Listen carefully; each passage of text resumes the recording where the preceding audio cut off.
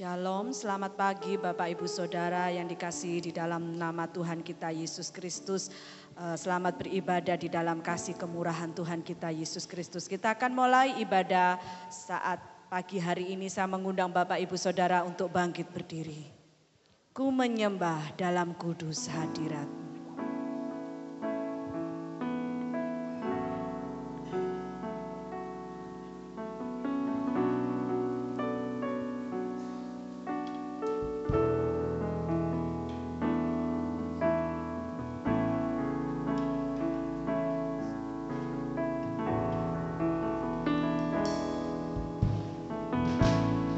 Ku menyembah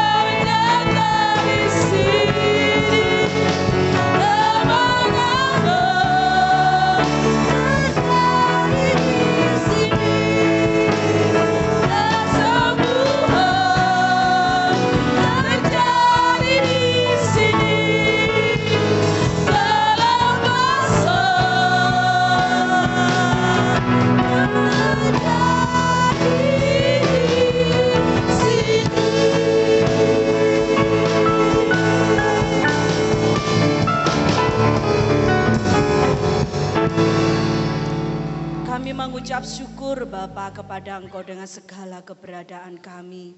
Engkau hadir di tempat ini Yesus, dan kuasa-Mu tidak terbatas bagi kami. Kami bersyukur Tuhan Engkau nyata di tempat ini, Engkau nyata di dalam kehidupan kami.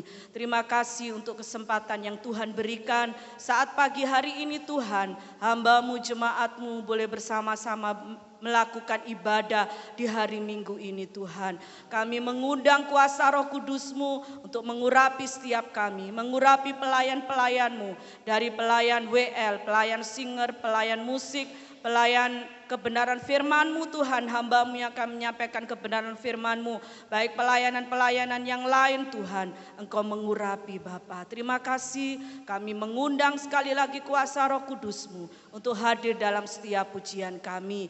Bagi saudara-saudara kami yang belum hadir saat pagi hari ini, kiranya Tuhan tolong supaya boleh menggunakan kesempatan yang baik ini untuk kami boleh beribadah bersama-sama Engkau. Di dalam nama Tuhan Yesus Kristus kami sudah berdoa dan mengucap syukur. Haleluya, amin. Puji nama Tuhan. Silakan duduk kembali.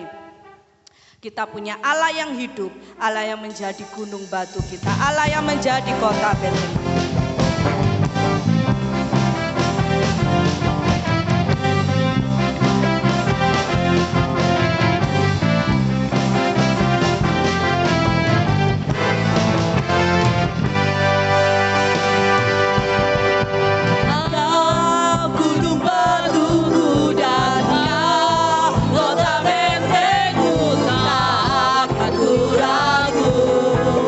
Kau jamin hidupku.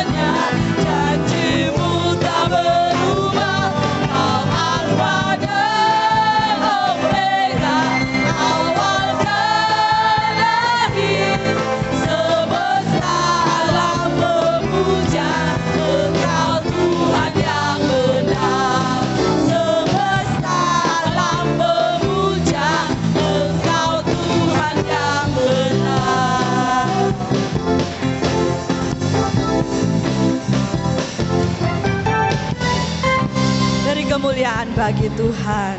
Bahwa Allah menjadi gunung batu kita. Raja Daud menyatakan bahwa tempat pelariannya, benteng keselamatannya adalah Tuhan kita Yesus Kristus. Ada amin Bapak Ibu Saudara?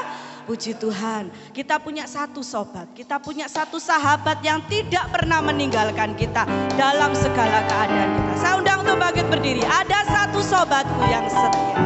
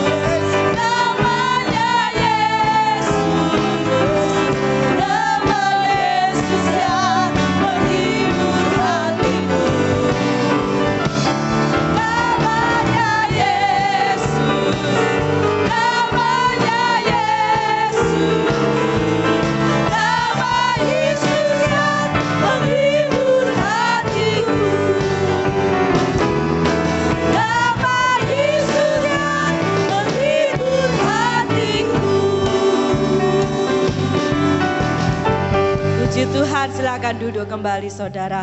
Kalau manusia itu di saat kita seneng ya, di saat kita banyak uang mendekat, tapi ketika kita susah menjauh.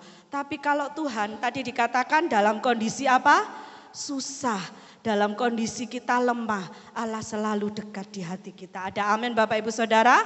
Puji Tuhan, saya beri kesempatan untuk KOR pemuda remaja, waktu dan tempat saya persilahkan.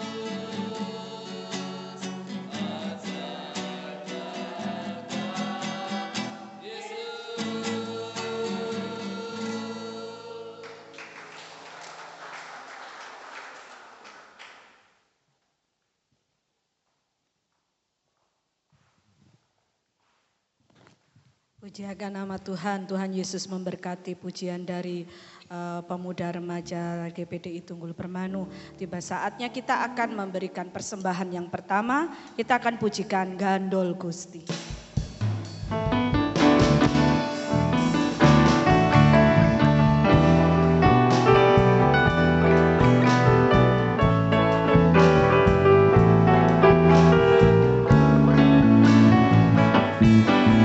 Gandol Gusti, Gandol Gusti, Gandol Gusti.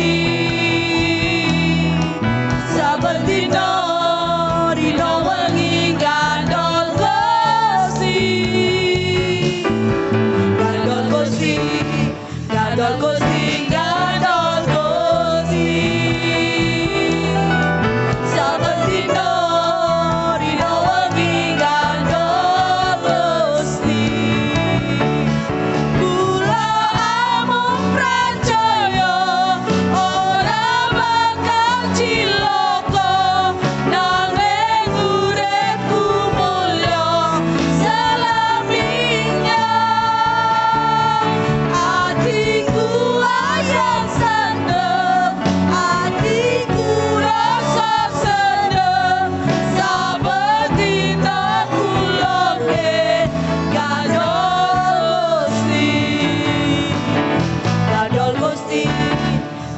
Gusti.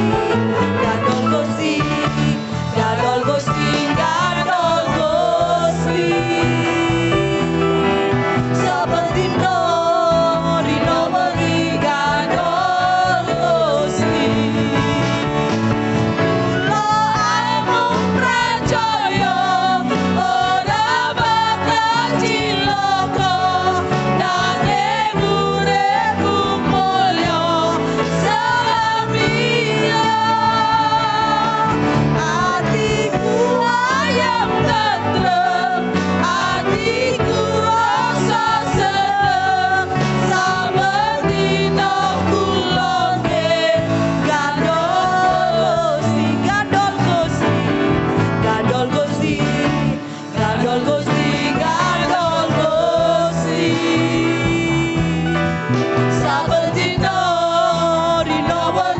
Gandol Gusti. Gandol Gusti, Gandol Gusti, Gandol Gusti. Saben dina rino wengi Gandol Gusti.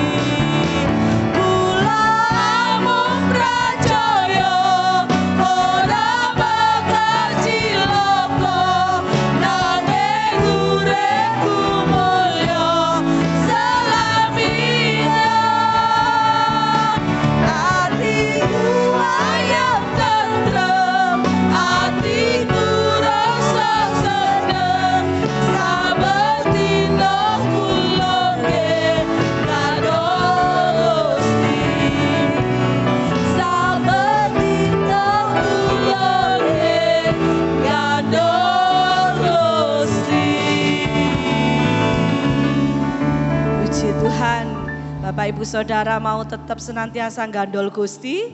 Amin, puji Tuhan. Saya undang kembali Bapak Ibu Saudara untuk bangkit berdiri. Sebentar kita akan mendengarkan renungan firman Tuhan. Engkau ada bersamaku.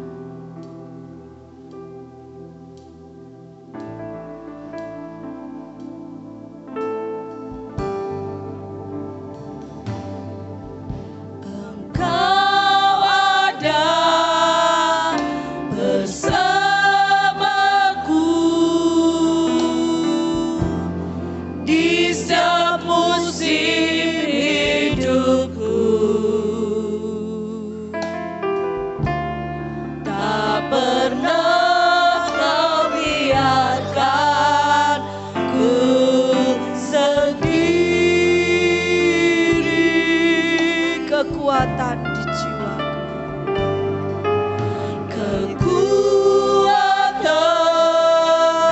di jiwaku,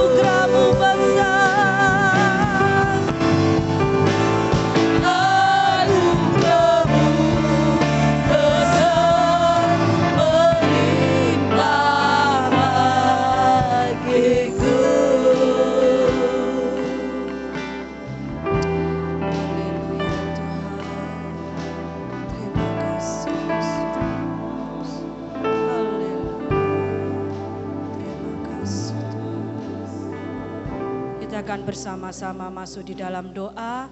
Dengan hormat Ibu Heni untuk angkat di dalam doa, dan mimbar kami serahkan kepada hambanya yang melayani. Haleluya, terima kasih Tuhan. Kami datang kembali kepadamu untuk mengucapkan syukur atas segala yang kami lakukan di hari-hari ini.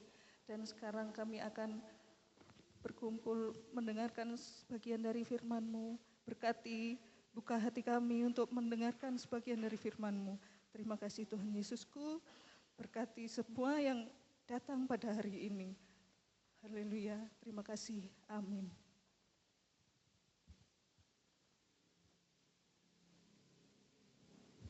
Amin, puji Tuhan. Bapak Ibu Saudara dipersilakan duduk kembali. Biarlah setiap pujian penyembahan kita menyenangkan hati Tuhan. Amin, saudara. Puji Tuhan. Kembali kita mau belajar kebenaran firman Allah. Mari sama-sama kita buka Alkitab kita dalam Ibrani pasalnya yang ke-13.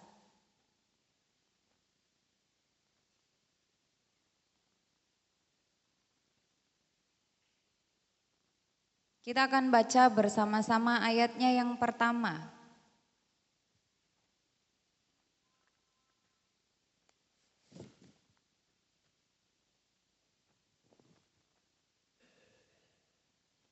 Ibrani pasalnya yang ke-13 ayatnya yang pertama. Kita baca bersama-sama. 2, 3. Peliharalah kasih persaudaraan. Puji Tuhan, Tuhan Yesus memberkati. Ayat ini sangat pendek ya saudara kalimatnya, dan mudah untuk dihafalkan. Tetapi belum tentu mudah untuk diaplikasikan dalam kehidupan orang-orang Kristen. Mari kita lihat latar belakang dari pasal yang ke-13.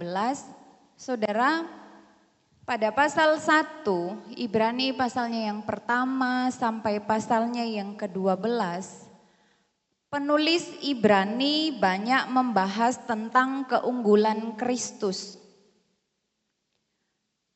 Kristus lebih tinggi daripada malaikat, lebih tinggi daripada Musa, lebih tinggi daripada imam-imam perjanjian lama. Ada dalam pasal 1 sampai pasalnya yang ke-10. Pasalnya yang ke-11, saudara bisa melihat di situ bagaimana penulis Ibrani mencatat tentang saksi-saksi iman. Pentingnya hidup oleh iman. Dan di dalam pasalnya yang ke-12, ketekunan dalam menghadapi penderitaan dan ketekunan ketika dididik oleh Tuhan. Jadi saudara, pasal pertama sampai pasalnya yang ke-12 itu adalah doktrin dan iman yang benar dijelaskan secara terperinci. Kemudian masuklah dalam pasalnya yang ke-13. Pasal 13 ini adalah penerapan praktis dalam kehidupan sehari-hari. Ketika sudah tahu, sudah paham tentang doktrin firman Allah yang benar, sudah paham tentang iman, tentang pentingnya hidup oleh iman, selanjutnya cara aplikasi atau penerapan di dalam kehidupan sehari-hari dimulai dari pasal 13 ayat yang pertama. Dan hal pertama yang ditekankan adalah peliharalah kasih persaudaraan. Iman yang benar sudah dijelaskan. Yesus Kristus yang benar sudah disampaikan, sudah dibahas di pasal-pasal sebelumnya. Dan yang menjadi tugas orang Kristen, orang yang percaya kepada Tuhan, aplikasikan, lakukan apa yang sudah kita pahami, apa yang sudah terlebih khusus penerima surat Ibrani yang terlebih dahulu pada zaman itu. Lakukan dalam kehidupan sehari-hari. Kenapa kasih persaudaraan yang pertama kali dijelaskan di dalam pasalnya yang ke-13 ayat yang pertama? Kenapa bukan hal yang lain? Kenapa harus perintah yang demikian? Saudara, yang pertama karena kasih adalah bukti iman yang nyata. Iman kepada Yesus Kristus tidak hanya diakui dengan perkataan, tetapi saudara harus terlihat. Melalui apa? Melalui tindakan yang nyata. Betul saudara? Harus ada sebuah tindakan yang nyata. Bagaimana mungkin saya dan saudara, orang Kristen, anak Tuhan, dengan iman kita berkata, aku mengasihi Tuhan. Aku mengasihi Yesus yang tidak bisa kita lihat dengan mata jasmani kita. Tapi dengan iman kita yakin, dengan iman kita percaya. Aku mengasihi Tuhan dengan segenap hidupku. Dengan segenap akal budiku.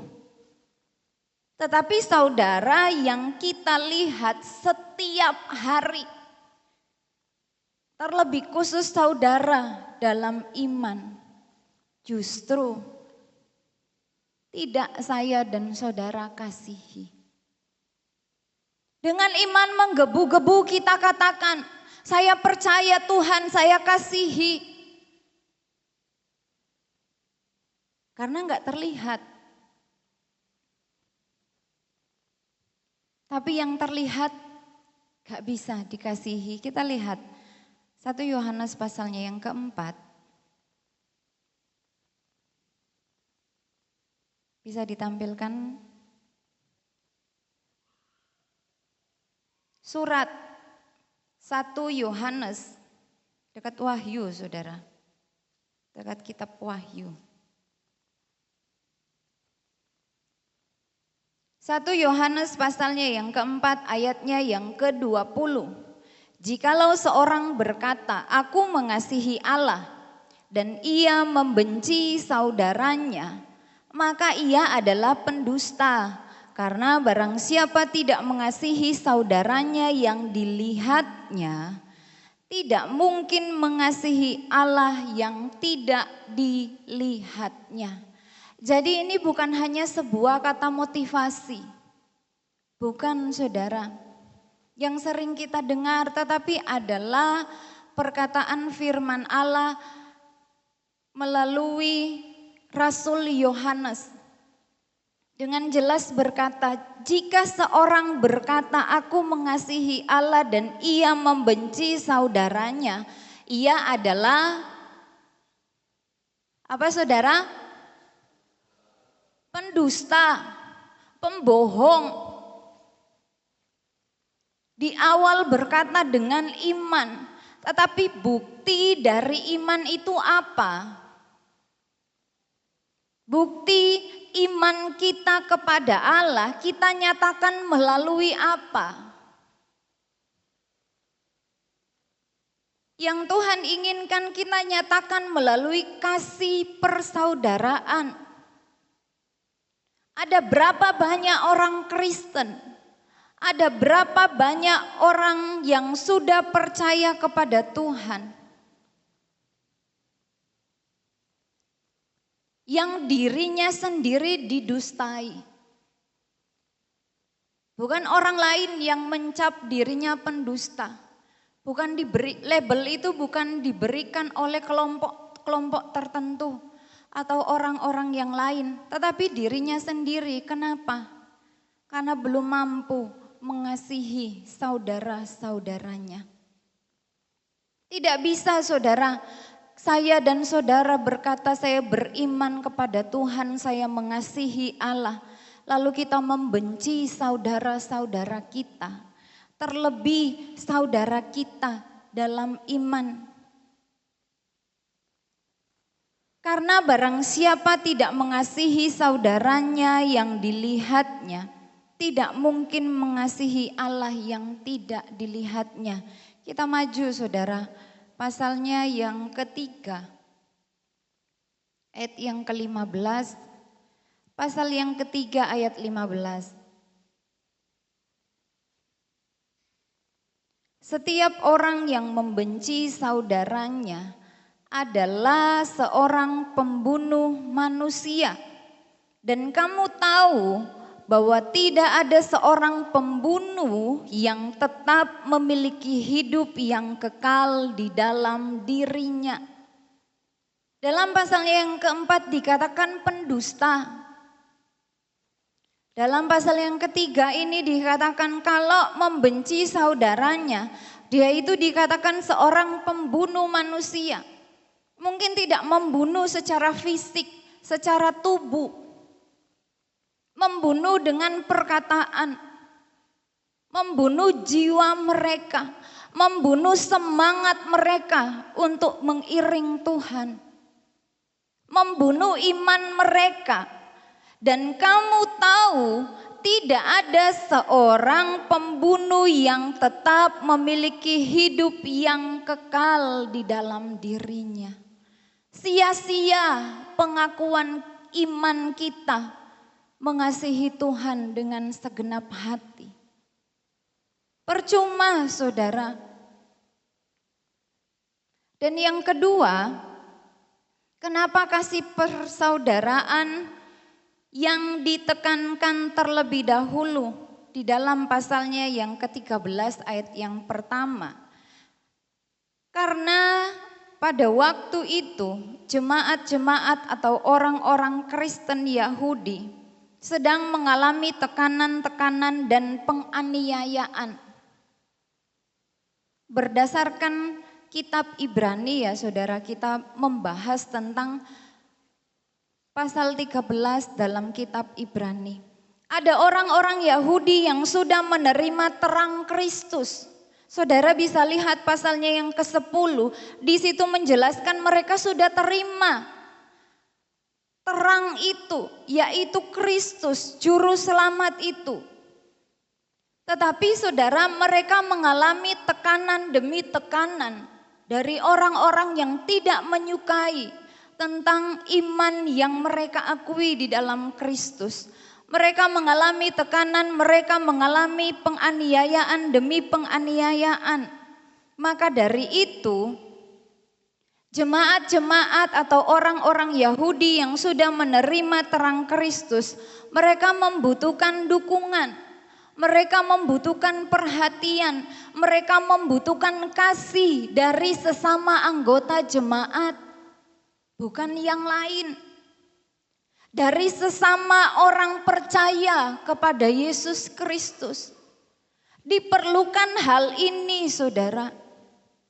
Ketika ada yang mengalami tekanan karena mereka percaya kepada Kristus.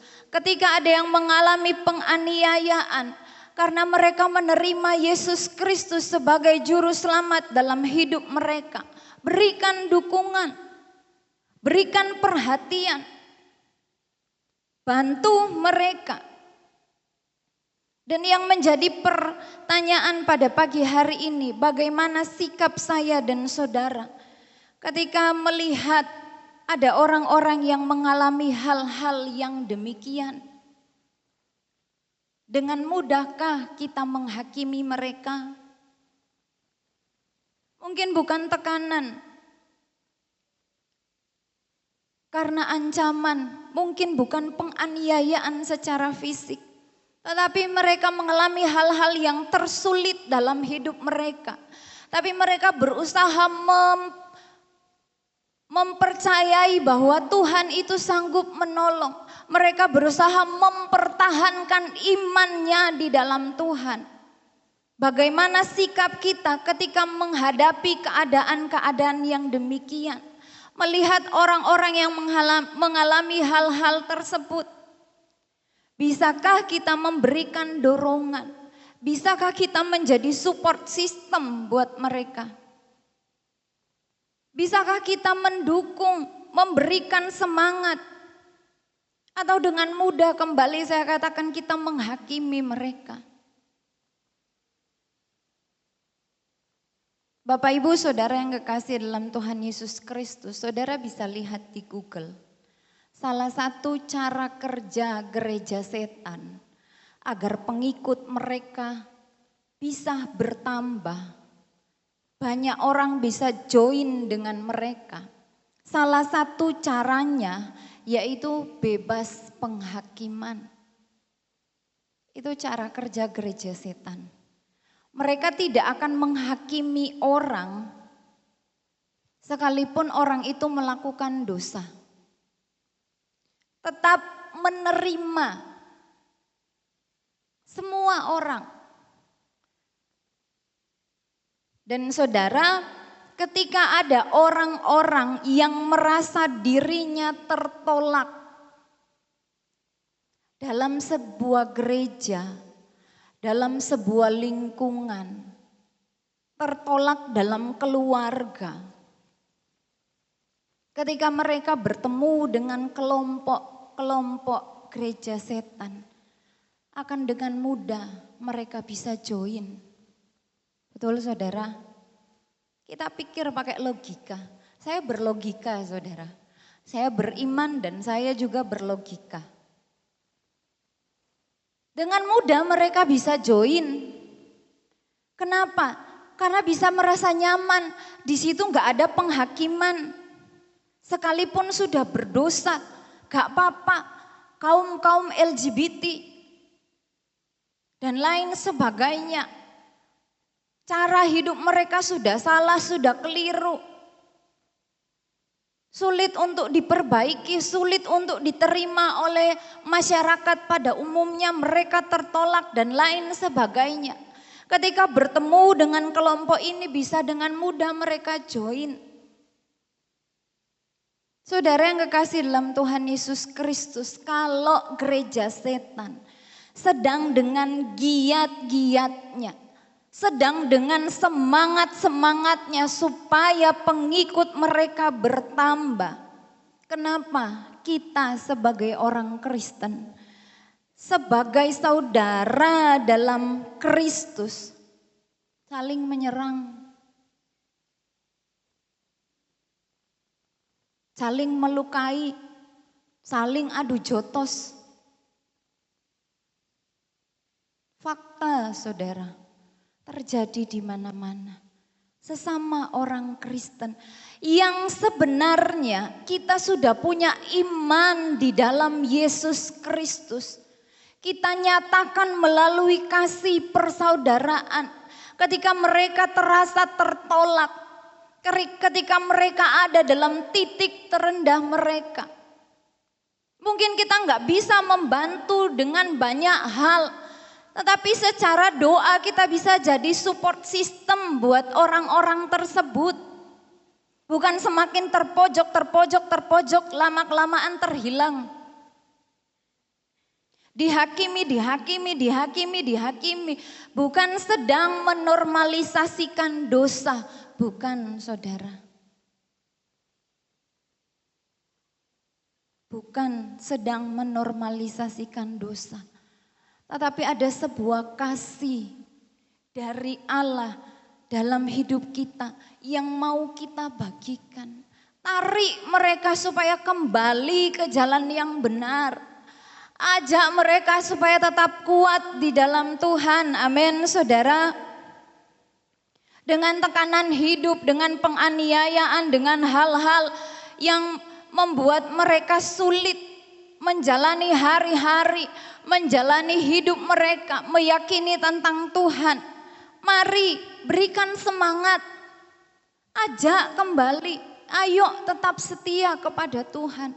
Mungkin perkataan kita terbatas, tapi doa itu tidak terbatas dan di dalam doa mengandung kuasa yang luar biasa. Amin saudara.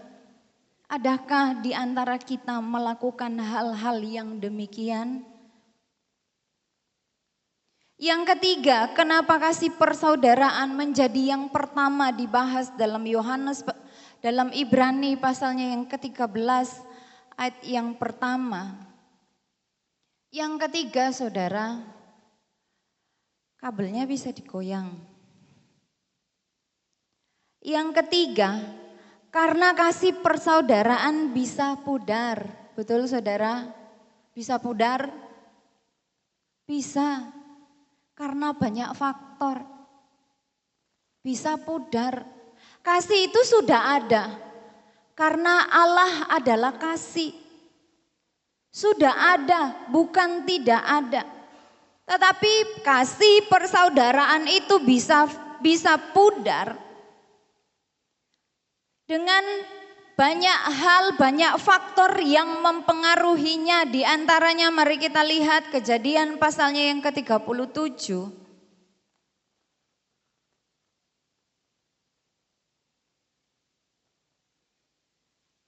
Kitab Kejadian pasalnya yang ke-37.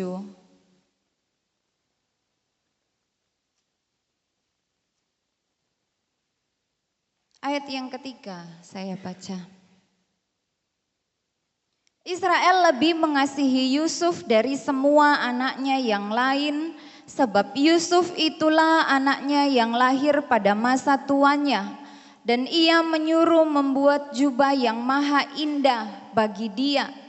Setelah dilihat oleh saudara-saudaranya bahwa ayahnya lebih mengasihi Yusuf dari semua saudaranya, maka bencilah mereka itu kepadanya dan tidak mau menyapanya dengan ramah. Salah satu faktornya saudara,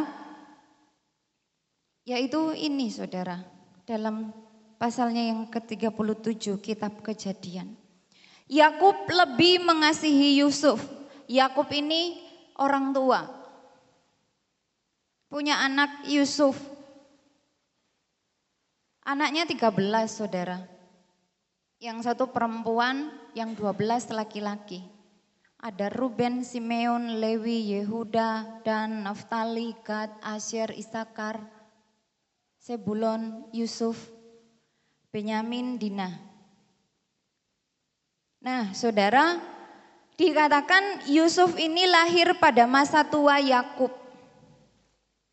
Jadi saudara, lebih dikasihi daripada anak-anaknya yang lain.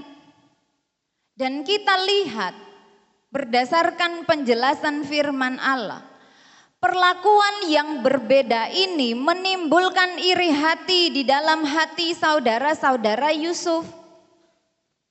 Firman Tuhan mencatat bahwa mereka membenci Yusuf dan apa saudara? Tidak mau menyapanya dengan ramah. Gak mau disapa adiknya dengan ramah. Kata lain ramah apa saudara? Kasar berarti. Kalau enggak ramah berarti kasar. Nah, kita lihat selanjutnya saudara. Karena perlakuan yang berbeda. Dari ayat 4 mengatakan maka bencilah mereka. Ayat 5 bagian B, sebab itulah mereka lebih benci lagi kepadanya. Ayat 8 bagian B, jadi makin bencilah mereka kepadanya. Ayat 11, maka iri hatilah saudara-saudaranya kepadanya. Semakin meningkat saudara. Semakin meningkat dan meningkat. Dari benci, lebih benci, saudara bisa tandai pakai stabilo, bisa tandai pakai polpen, digaris bawahi. Dari kata benci, lebih benci, makin bencilah, sampai jadi iri hati. Itu yang terjadi saudara. Kasih itu enggak langsung pudar dalam satu hari. Tapi ada tahapannya. Kebencian itu enggak langsung jadi iri hati. Tapi ada tahapannya. Mereka lihat Yusuf lebih dikasihi oleh ayahnya. Dia dibuatkan jubah maha indah. yang lain tidak kebagian. Kalau dalam terjemahan bahasa Inggris, bukan jubah maha indah, tetapi jubah yang banyak warnanya. Berarti itu bagus, saudara. Akhirnya apa yang terjadi? Dari kebencian menjadi iri hati. Kebencian yang mula-mula ada di dalam hati, akhirnya berkembang menjadi rencana untuk membunuh Yusuf. Bapak Ibu Saudara bisa pelajari dalam pasal-pasal selanjutnya. Karena mereka sudah benci, karena mereka sudah iri hati, apalagi Yusuf diberikan visi, diberikan misi oleh Allah. Yusuf sebagai orang muda bisa membedakan mana yang benar, mana yang tidak benar. Saudara-saudaranya ini suka melakukan kejahatan, makanya mereka semakin membenci Yusuf. Tapi kita tidak membahas yang lain ya saudara. Kita membahas tentang perlakuan antara orang tua dan anak-anaknya. Akhirnya mereka membuat sebuah rencana untuk membunuh Yusuf. Dimasukkan di dalam sumur, dijual, jadi budak. Hidup Yusuf yang awalnya memakai jubah indah di dalam sebuah keluarga, akhirnya menjadi budak, menjadi orang yang tidak dianggap. Terjadi di mana saudara? Dalam sebuah keluarga. Kasih persaudaraan yang sudah ada sebenarnya terus erat, terus terjalin. Tapi lama-kelamaan menjadi pudar karena ada perbedaan perlakuan yang terjadi di lingkungan terdekatnya. Dan itu mempengaruhi cara pikir, cara pandang, mempengaruhi mental saudara-saudaranya yang lain. Mempengaruhi jiwa mereka, sadar atau tidak sadar, itu yang terpola saudara. Ya, ternyata saudara, perlakuan orang tua yang tidak sama terhadap anak-anak. Kasih sayang yang ditujukan secara tidak seimbang terhadap anak-anak bisa menimbulkan iri hati. Betul saudara? Bisa melukai hubungan persaudaraan. Bisa buat pudar. Bisa buat kasih itu membeku. Yang sebenarnya terus mengalir dan mengalir dan mengalir. Tapi bisa pudar saudara. Maka dari itu mari kita sebagai orang tua, jadilah orang tua yang bijaksana, amin. Kok sedikit saudara, amin. Amin. Saya juga belajar saudara. Ketika bulan April kemarin ya saudara, orang tua saya puji Tuhan ada berkat. Saya dibelikan motor, saya cerita ke kakak saya dibelikan motor, gak saya sembunyikan. Saya dibelikan oleh orang tua. Kata kakak saya, oh gak apa-apa, oh kamu butuh kok. Terbuka, apa adanya, gak sembunyi-sembunyi.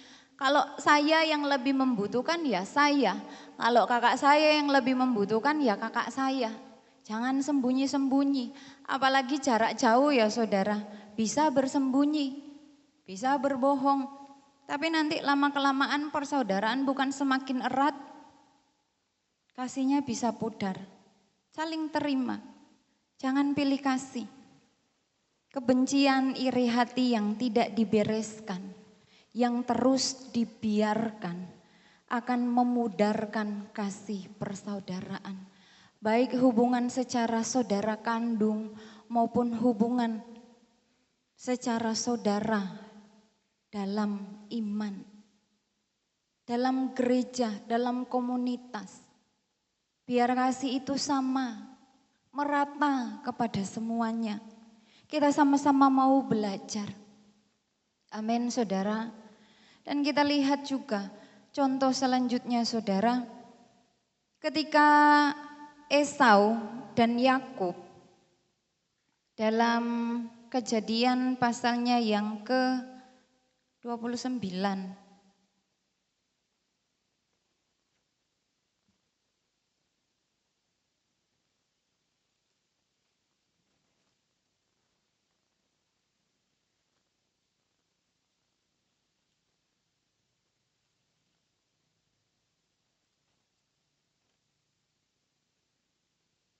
Saya keliru, saudara.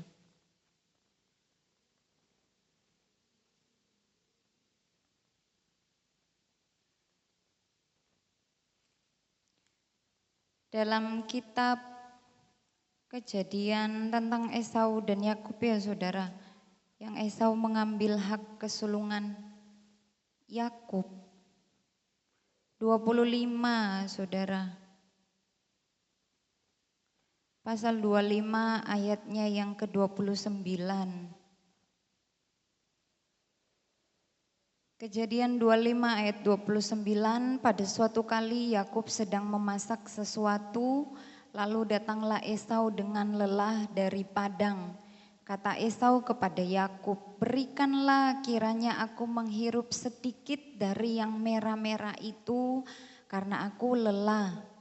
Itulah sebabnya namanya disebutkan Edom. Jadi saudara, ketika Esau sudah lelah pulang dari padang, dia lapar, dia lihat adiknya Yakub sedang memasak kacang merah, dia minta. Tetapi Yakub enggak berikan. Enggak berikan dengan sukarela, bersyarat saudara. Kalau kamu berikan hak kesulunganmu kepadaku, saya berikan kacang merah. Esau enggak berpikir panjang karena kondisi perutnya tidak bisa lagi kompromi. Jadi dia serahkan hak kesulungan itu. Padahal saudara akan rugikah kalau berbagi. Sedikit saja. Itu saudaranya sendiri lelah pulang dari padang. Kita tidak melebar membahas yang lain, yang ini saja poinnya saudara. Sedikit saja dibagikan. Bisa sedikit menghapuskan rasa laparnya. Bisa memberikan kelegaan. Mungkin ketika diberikan hanya semangkuk atau 1 sendok bisa buat ganjel. Selanjutnya Esau bisa masak sendiri. Tapi bukan itu yang dilakukan oleh Yakub. Boleh saya berikan, tapi bersyarat. Kalau kamu berikan hak kesulunganmu kepadaku, saya bagikan. Keserakahan bisa membuat pudar kasih persaudaraan. Belajar berbagi. Kita lanjut saudara.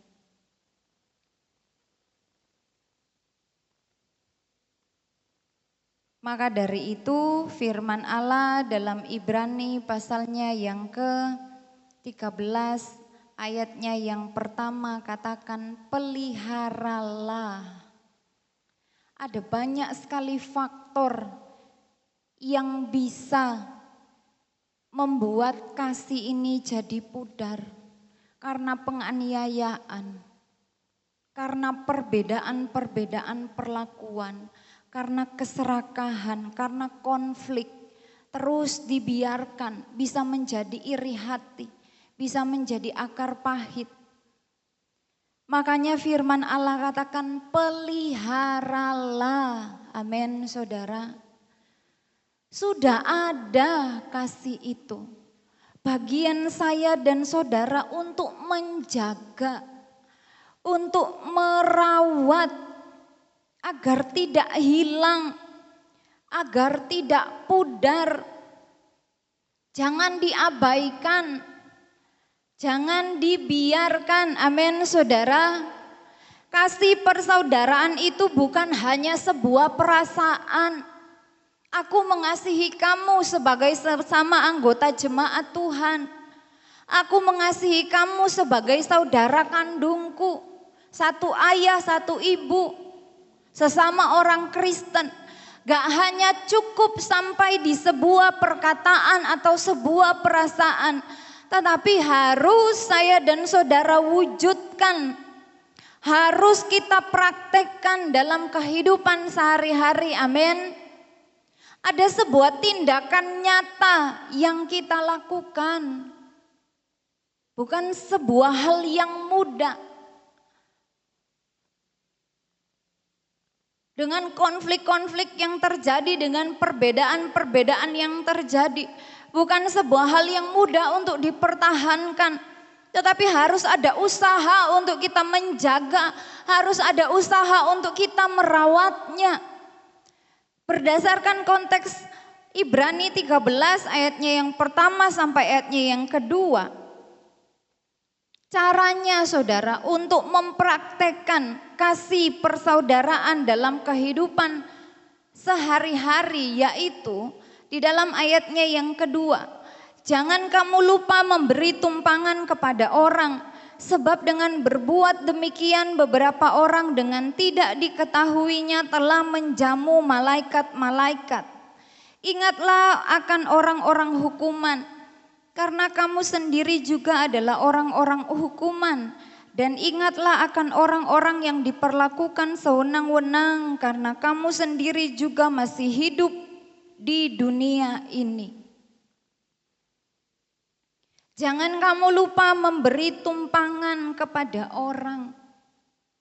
Ketika jemaat, ketika orang percaya harus dengan terpaksa berpindah tempat dari satu tempat ke tempat yang lain karena penganiayaan yang terjadi, karena tekanan demi tekanan yang terjadi pada waktu itu, firman Allah melalui penulis Ibrani katakan jangan kamu lupa memberi tumpangan kepada orang. Bantu mereka yang sedang dalam keadaan yang sulit. Ada hati yang terbuka untuk menerima keberadaan orang lain. Bukan hanya berfokus pada diri kita sendiri. Dan acuh tak acuh kepada yang lain. Tidak demikian yang Tuhan inginkan dalam kehidupan saya dan saudara.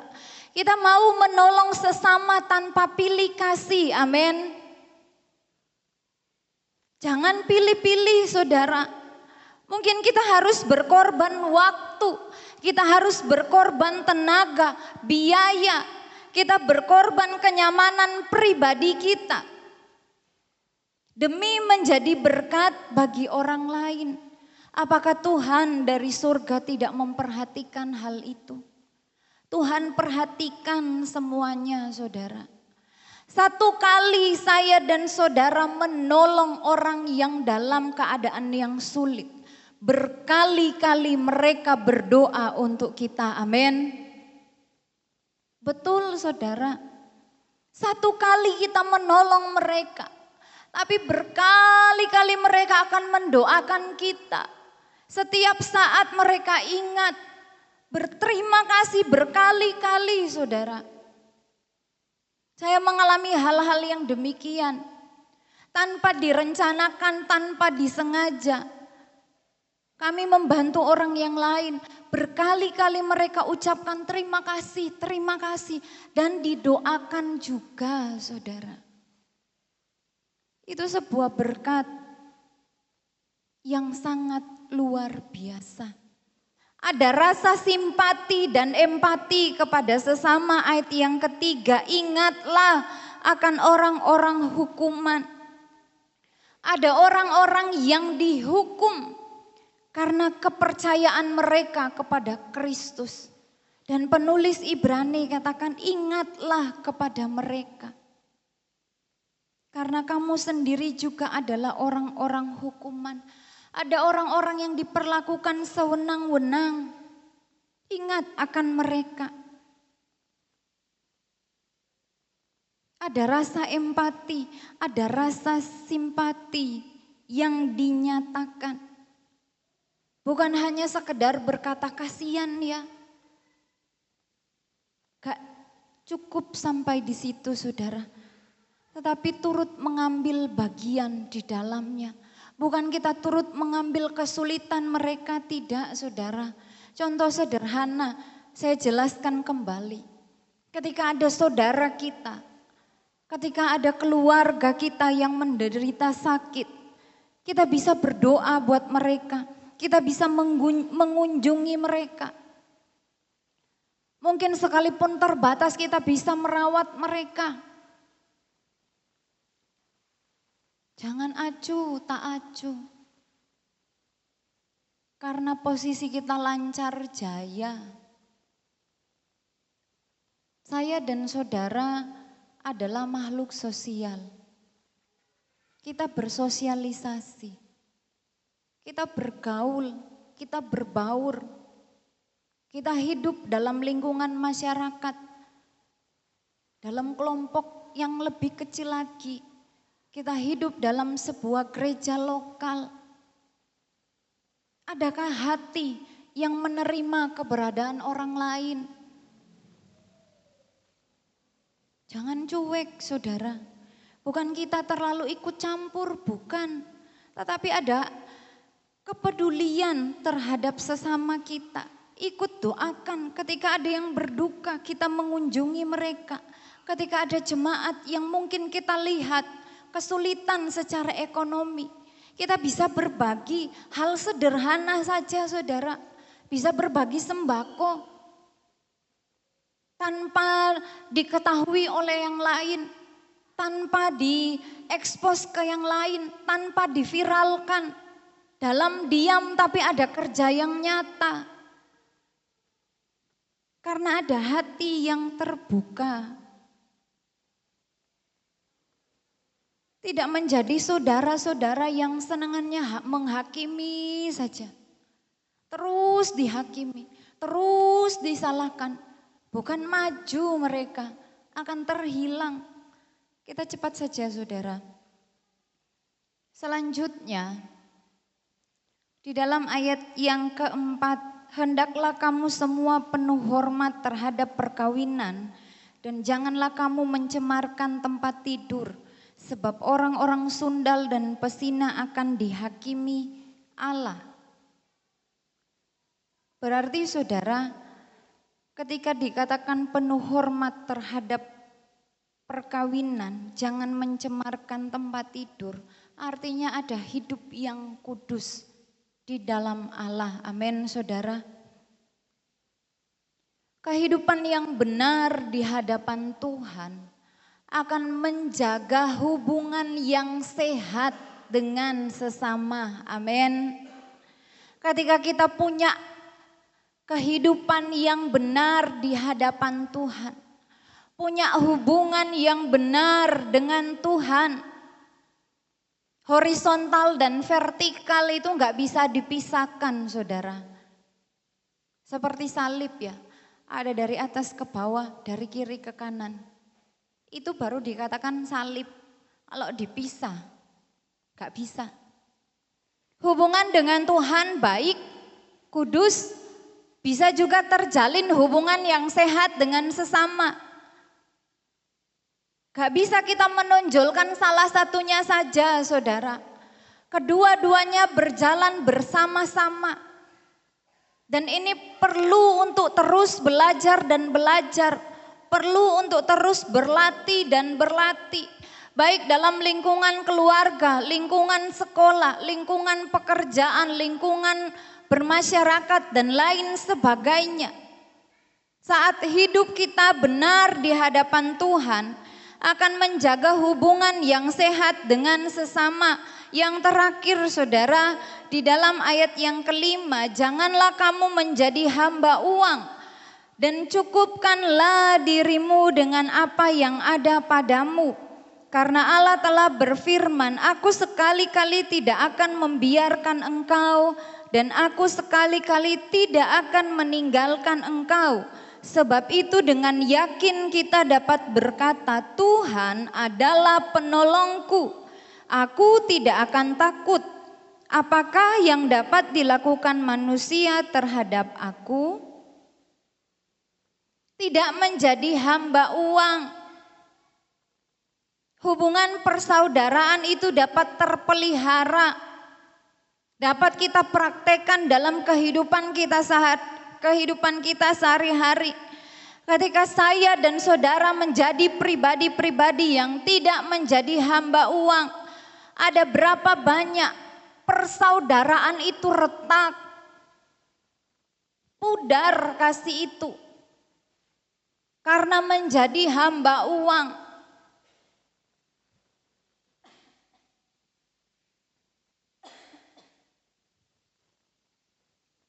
Hati yang dikuasai cinta uang atau kepentingan diri sendiri akan sulit mengasihi sesama.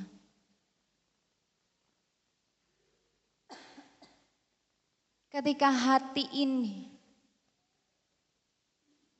dikuasai dan kita menjadi hamba uang, sulit untuk mengasihi sesama. Betul, saudara? Sulit untuk berbagi dengan saudara kandung maupun seiman. Fokusnya apa? Diri sendiri. Rugi kalau saya berbagi. Toh yang berusaha saya, yang berjerih payah saya. Kamu cukup enggak cukup urusanmu sendiri. Sekali lagi saya katakan bukan kita ikut campur dalam kehidupan saudara-saudara kita. Bukan, saudara. Tetapi ada hati yang berbelas kasihan terhadap mereka. Ada hati yang terbuka, yang melihat keberadaan mereka. Ketika saya bisa, ketika saya mampu, apakah salah saya untuk menolong mereka? Gak akan rugi, saudara. Gak akan sia-sia. Kenapa? Karena Allah dari tempat yang maha tinggi melihat setiap apa yang saya dan saudara perbuat. Amin. Makanya Tuhan katakan jangan kamu menjadi hamba uang. Cukupkan dirimu dengan apa yang ada padamu. Gak cuma sampai di situ, saudara, tetapi Tuhan berjanji, aku sekali-kali tidak akan membiarkan engkau. Aku sekali-kali tidak akan meninggalkan engkau. Itu janji firman Tuhan. Tuhan gak akan tinggalkan saya dan saudara. Tuhan gak akan biarkan kita. Jangan cukup untuk diri sendiri, saudara. Sekali lagi saya katakan semuanya fokus pada diri sendiri. Karena lagi lancar jaya. Coba ketika berada di titik terendah. Dan tidak ada satupun yang melihat, yang mempedulikan seperti apa keberadaan saya dan saudara. Tuhan mau kita sebagai saudara dalam Tuhan. Kasih itu terus terpelihara, amin. Bukan saling adu jotos, bukan saling menjatuhkan, bukan saling melemahkan, bukan saling memfitnah. Bukan saling menyatakan saya lebih unggul, saya lebih hebat, saya lebih wow. Tidak, saudara. Tetapi bersama-sama supaya kita bertumbuh di dalam Tuhan. Maka dari itu saudara yang kekasih dalam Tuhan Yesus Kristus, taruh kepercayaan yang benar, yang sepenuhnya bahwa Tuhan tidak akan meninggalkan hidup saya dan saudara, amin. Tuhan yang akan menjadi penolong dalam kehidupan kita. Kita mampu untuk melakukan setiap kebenaran firman Allah. Peliharalah kasih persaudaraan, amin. Puji Tuhan. Tuhan Yesus memberkati, sama-sama kita bangkit berdiri.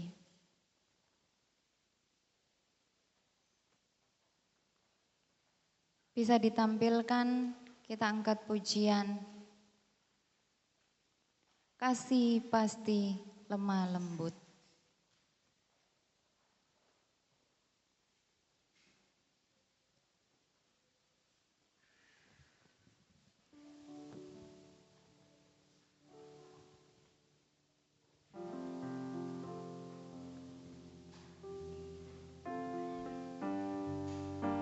Terima kasih Tuhan.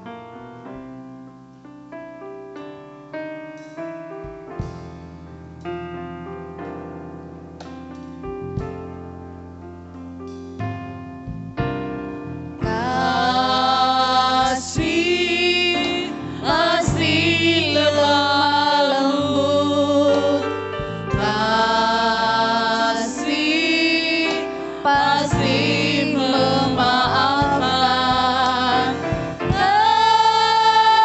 kasih pasti murah hati, kasih-Mu Tuhan.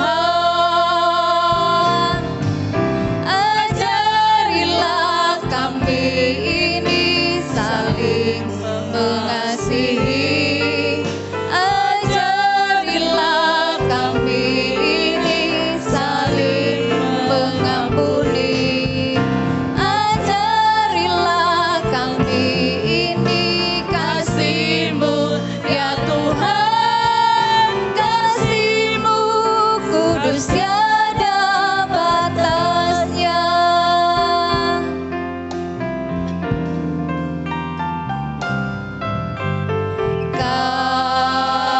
Kasih pasti lemah lembut, kasih pasti memaafkan, kasih pasti murah hati, kasih-Mu Tuhan.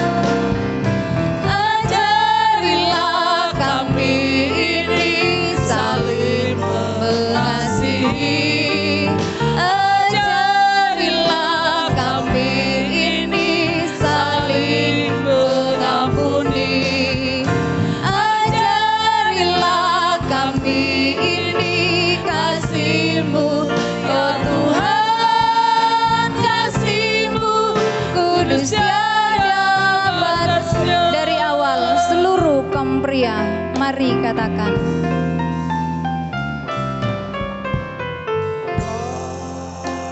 Haleluya. Mari kita minta hati yang terus mengasihi. Minta Tuhan mampukan saya dan saudara untuk terus mengasihi sesama kita. Haleluya. Sekali lagi dari awal seluruh kaum wanita, mari katakan. Kasih pasti lemah lembut, kasih pasti memaafkan, kasih pasti murah hati, kasih-Mu Tuhan. Sama-sama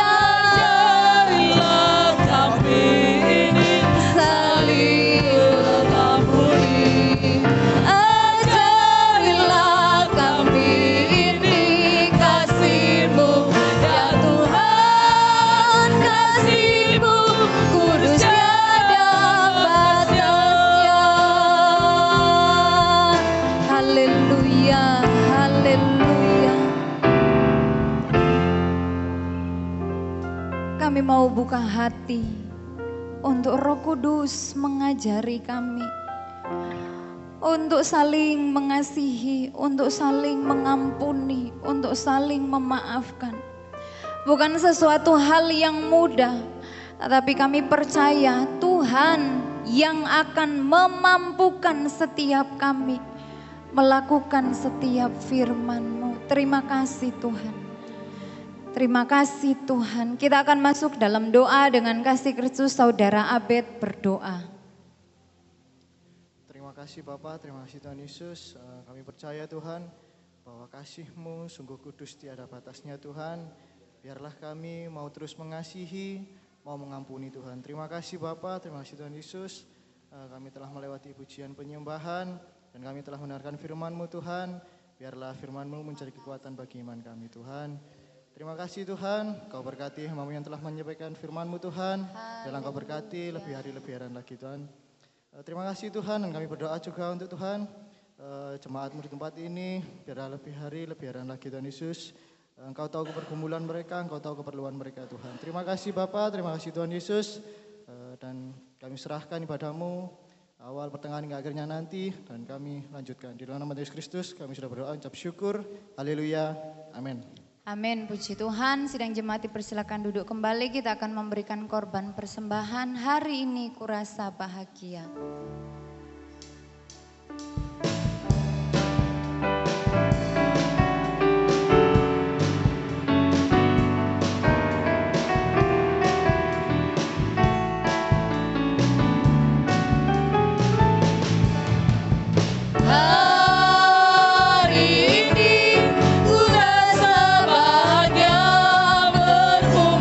Bersama saudara seiman.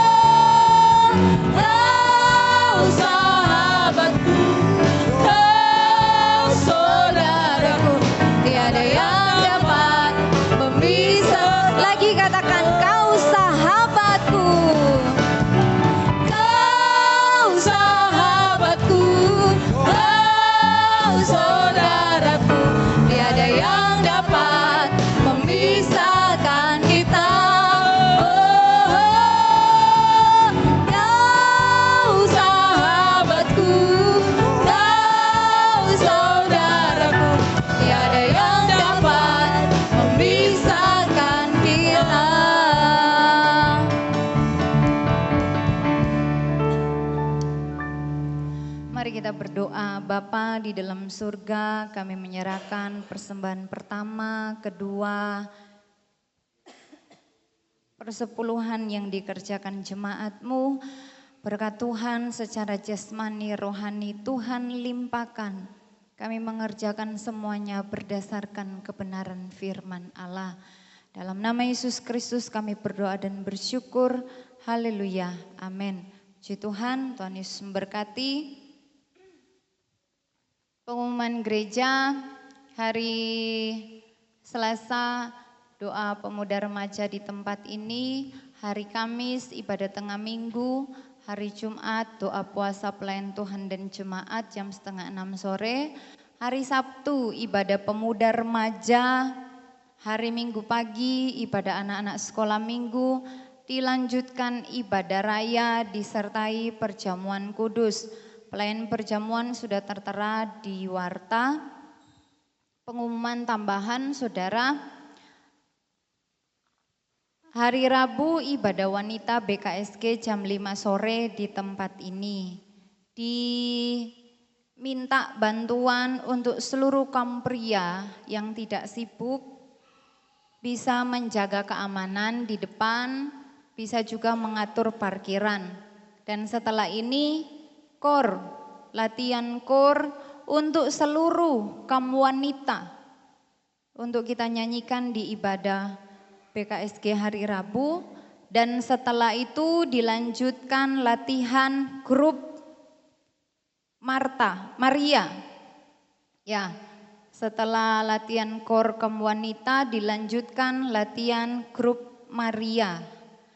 Dan selanjutnya saudara, untuk teknis hari Rabu, penerima tamu saya jadwalkan ada 4 orang, bisa dibagi 2 orang di bawah kanopi ya. Dan 2 orang lagi bisa di dalam gereja mengarahkan para tamu yang ada. Ketika mereka datang, bisa diarahkan untuk menikmati suguhan yang kita berikan berupa kue dan teh. Yang 2 orang di dalam gereja. Untuk petugas kolektan itu ada 4 orang. Kolektor itu ada 2 saudara, yang satu untuk kas kaum wanita BKSG, yang satunya untuk gereja yang ketempatan, tapi sekali dijalankan. Ya, 1 kali dijalankan 2 kantong. 4 orang, yang 2 di barat, yang 2 di timur. Biar enggak bingung ya, saya jelaskan secara detail saja. Sekali dijalankan 2 kantong, cukup kiri dan kanan, dari depan ke belakang sudah selesai. Sekian saudara, kalau ada pengumuman tambahan nanti disampaikan melalui grup gereja yang ada. Dan diharapkan kita sebagai tuan rumah datanglah terlebih dahulu supaya kita bisa menerima tamu-tamu yang akan ikut beribadah di tempat ini. Kita berdoa bukan menonjolkan kita yang ada di tempat ini, tetapi untuk kemuliaan nama Tuhan. Puji Tuhan. Sekali lagi untuk konsumsi kita catering di Ibu Warsi. Tuhan Yesus memberkati kehadiran Bapak Ibu Saudara pada pagi hari ini. Pelayan-pelayan Tuhan yang sudah melayani semua diberkati oleh Tuhan. Sama-sama kita bangkit berdiri, kita akan tamatkan acara ibadah. Kita angkat pujian Bapa sentuh hatiku, refnya saja. Ubah hidupku menjadi yang baru.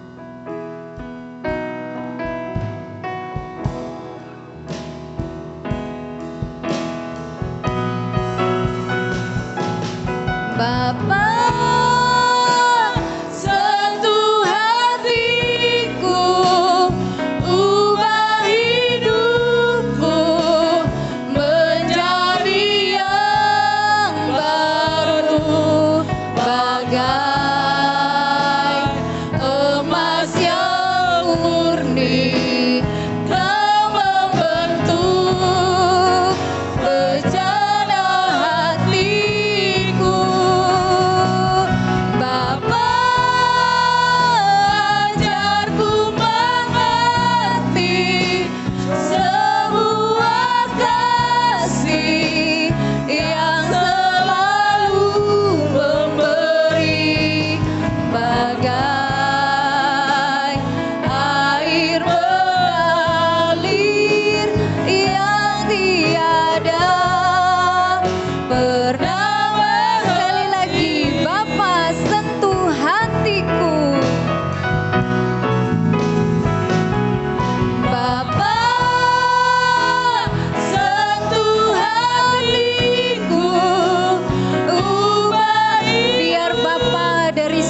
menyentuh dan mengubah setiap hati kita.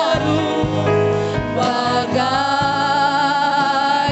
emas yang murni, Kau membentuk bejana hatiku. Bapa, ajarku mengerti sebuah kasih yang selalu memberi, bagai air mengalir yang tiada pernah berhenti. Doa tamat oleh Bapak Gembala.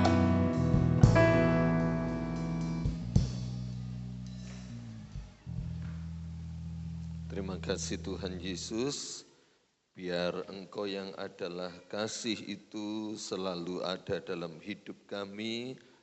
Engkau yang menuntun kami untuk hidup saling mengasihi, hidup kudus, tidak mementingkan diri sendiri, tidak menjadi hamba uang, melainkan benar-benar memelihara kasih persaudaraan, supaya itu tetap langgeng, tetap utuh, tetap bertahan sampai selama-lamanya.